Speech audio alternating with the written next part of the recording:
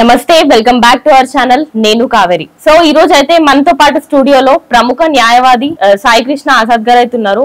Main గా ఈ రోజు అయితే అఘోరి అసలు సిచ్యువేషన్ ఏంటి, అక్కడ వర్షిని, రాధిక అండ్ అఘోరి వీళ్ళ సిచ్యువేషన్ ఏంటి, అక్కడ సిచ్యువేషన్ సెట్ ఉన్నాయో ఒక్కసారి అయితే మనం సార్ తో మాట్లాడి తెలుసుకున్నాం. నమస్తే సార్. సార్ అసలు ఇప్పుడు ఎట్ లాస్ట్ వాళ్ళు పెళ్లి అయితే వేసుకున్నారు, సిచ్యువేషన్ ఏంటి సార్ ఇప్పుడు ప్రెసెంట్? అఘోరి ఎక్కడున్నారు, వర్షిని ఎక్కడుంది, రాధిక సిచ్యువేషన్ ఏంటి, అండ్ వర్షిని వాళ్ళ మమ్మీ డాడీ సిచ్యువేషన్?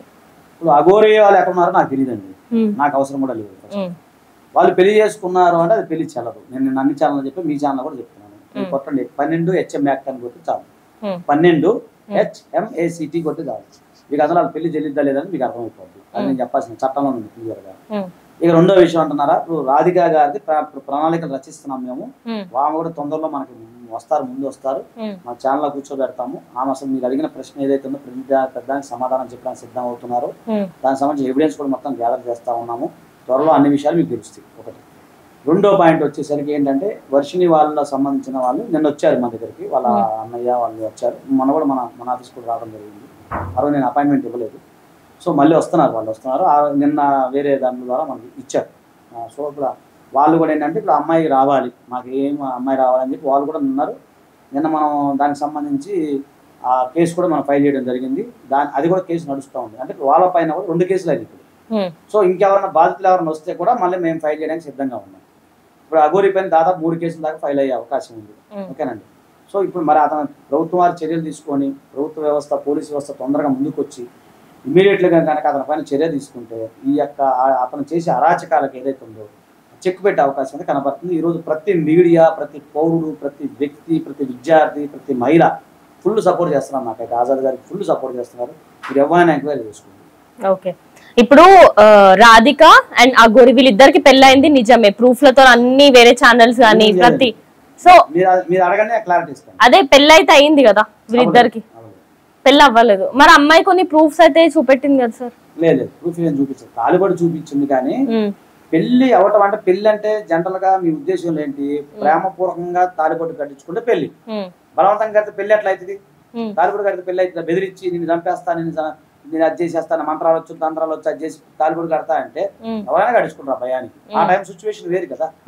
సో అలా జరిగింది అని చెప్పడం జరిగిందో. అయితే ఆమె కొంచెం మానసిక డిప్రెషన్ వల్ల, కొంచెం ల్యాక్ ఆఫ్ నాలెడ్జ్ వల్ల, ఈ అవగాహన లోపం వల్ల, ఇంకోటి ఆమె విలేజ్ నుంచి వచ్చిన అమ్మాయి కాబట్టి ఇక్కడ సిటీలో ఇవన్నీ సడన్గా చూసి భయపడటం వల్ల కొంత ఆమె యొక్క నోరు జారి టంగు స్లిప్ అయ్యి ఏదో ఎమర్పాటుగా పెళ్ళయింది అన్న భావంతో చెప్పింది. అలాగే హిందూ మహిళ ఎవరైనా సరే నెలలో తాలిబొట్టు కట్టగానే పెళ్ళైంది అనే భావంలోనే ఉంటారు. కానీ చట్టపరంగా ఆమెకు నాలెడ్జ్ లేదు. అయితే మీరు ఆమె అడ్వకేట్ కదండి, నాలెడ్జ్ ఉంది కదండి అని అనవచ్చు. కానీ ఆ టైంలో ఆమె భయభ్రాంతులకు గురైంది. భయభ్రాంతులకు గురైనప్పుడు ఎంత నాలెడ్జ్ ఉన్నా కూడా ఆ మైండ్ పనిచేయాలిగా. సో అది ఆ విధంగా జరిగిందనే ఇప్పుడు నేను మాకు వచ్చిన ఇన్ఫర్మేషన్ అయితే అది నాకు చెప్పింది. లాయర్కి డాక్టర్ నిజాలు చెప్పాలి కదా. సో మన ఆఫీస్కి వచ్చినప్పుడు మనం అడిగినప్పుడు చెప్పింది అది. రేపు అదే విషయాన్ని ఆమె అందరికి చెప్తుంది, మీడియా వాళ్ళందరికీ. అంతే తప్ప పెళ్లి అంటే అంగరంగ వైభవంగో లేకపోతే మంగళసూత్రం ధారణ అవి జరగలేదు. బలవంతంగా నువ్వు కట్టే అంటే కట్టేశాడు, బలవంతంగా కట్టించుకుని నువ్వు చంపుతా, నీ మంత్రాలు వచ్చు, తంత్రాలు వచ్చు, యంత్రాలు వచ్చు ఎవరైనా భయపడతారు కదా.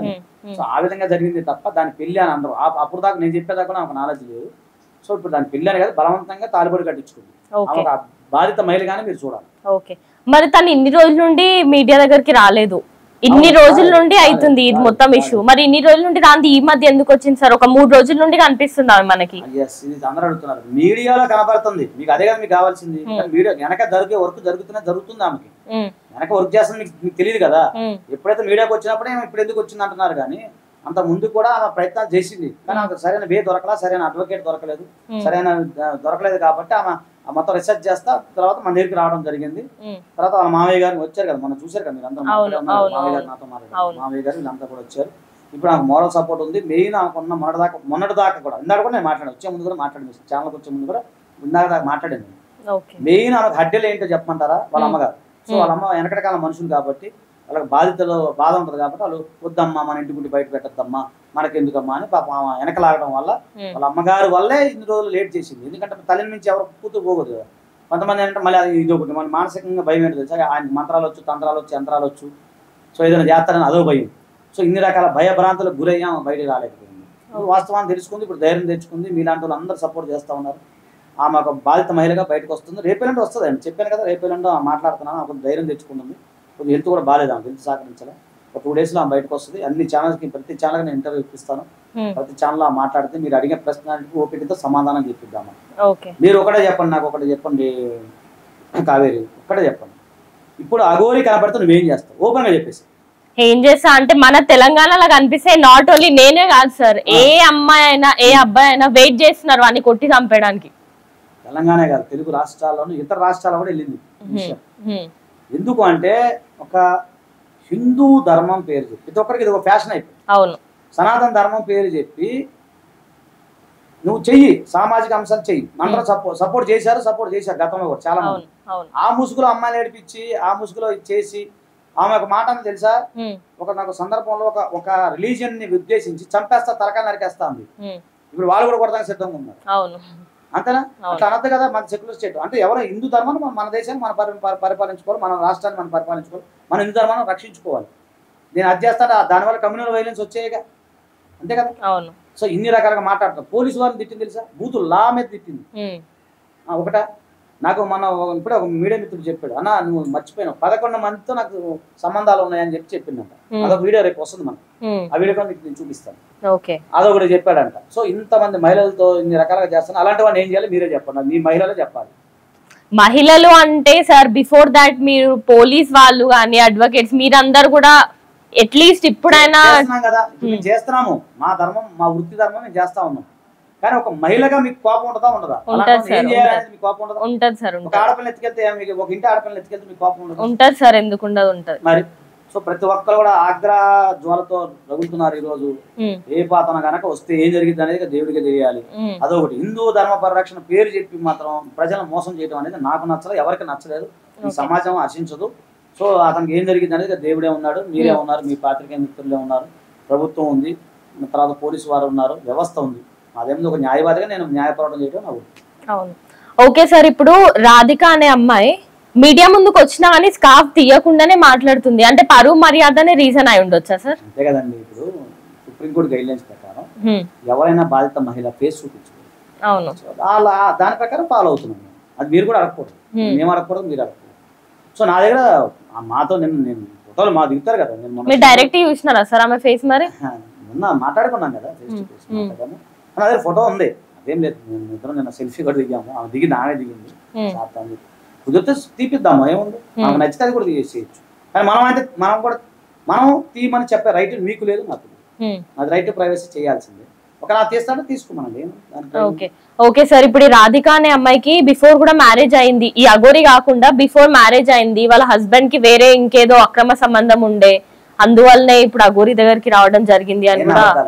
ప్రతి మనిషి జీవితంలో పాస్ట్ అనేది ఉంటుంది, ప్రతి మనిషి జీవితంలో పాస్ట్ అనేది ఉంటుంది. మరి పిల్లలు కూడా ఉన్నారంట కదా సార్? నాకు తెలియదు, నేను అడగలేదు పిల్లల విషయం. మరి మీకు ఎవరు చెప్పారు? నేను అడగలేదు. నేను అంటే ఒకటండి, లాయర్ గా మాకు కొన్ని పరిధులు ఉంటాయి. మాకు ఏం కావాలి, ఆమె అన్యాయం జరిగింది అంతవరకే చూస్తాం. నాకు ఆమె యొక్క సంసార విషయాలు, కుటుంబ విషయాలు మేము అడగకూడదు కదా, రైట్ టు ప్రైవసీ వస్తుంది. ఒకవేళ మీలాంటి వాళ్ళు చెప్తే వెంటనే తప్ప నేను ఇప్పుడైతే అప్పటి వరకు నేను అసలు ఆ పర్సనల్ విషయాలే నేను అడగలేదు. అది నాకు కూడా అవసరం లేదు. మరి ఉంటే ఉండొచ్చేమో, లేకపోవచ్చు, నాకు తెలియదు కదా. కాబట్టి రేపు వస్తారు కదా, మీరు అడగండి, మీరే అడగండి, నా వ్యక్తిగత విషయాన్ని మీరే అడగండి. నాకు తెలిసింది కొంత ఎంతే. నాకు క్లయింట్గానే పరిచయం, నా క్లయింట్గా నేను ఏది చేయాలో ఆమె చేస్తాను, అంతవరకు నా డ్యూటీ. Okay sir. మరి ఇప్పుడు ఎట్లా ఏం జరుగుతుంది సార్? మరి ఇప్పుడు ఒక ట్రయాంగిల్ లాగా ఉంది, ఎటు అర్థం కాకుండా అన్ని సెట్ అవుతాయి అమ్మా. తర్వాత ఇంకొక విషయం చెప్తాను, మీరు అందరు సపోర్ట్ చేస్తే నాకు శిక్ష పడాలని మనం తప్పకుండా సార్ శిక్ష పడాలని కోరుకున్నాము. ఖచ్చితంగా శిక్ష పడుతుంది. పైన దేవుడు అనేవాడు ఉన్నాడు, కర్మ ఎప్పుడు ఎవరికి వదిలిపెట్టదు. ఒక కుటుంబంలో ఇంతమంది ఆడపిల్లలను ఏడిపిస్తున్నవాడికి ఎప్పటికైనా ఇబ్బంది కలగదు. కాబట్టి ఇబ్బంది కలగాలనే కోరుకుందాం, చట్టం చర్యలు తీసుకోవాలని కోరుకుందాం. మహిళా కమిషన్ వారు కూడా చాలా స్పందించారు. రేపు నోటీసులు వెళ్తాయి, ప్రభుత్వం వారు ఏం చర్యలు తీసుకుంటారో మనం తెచ్చు. Okay sir, thank you sir, thank you so much.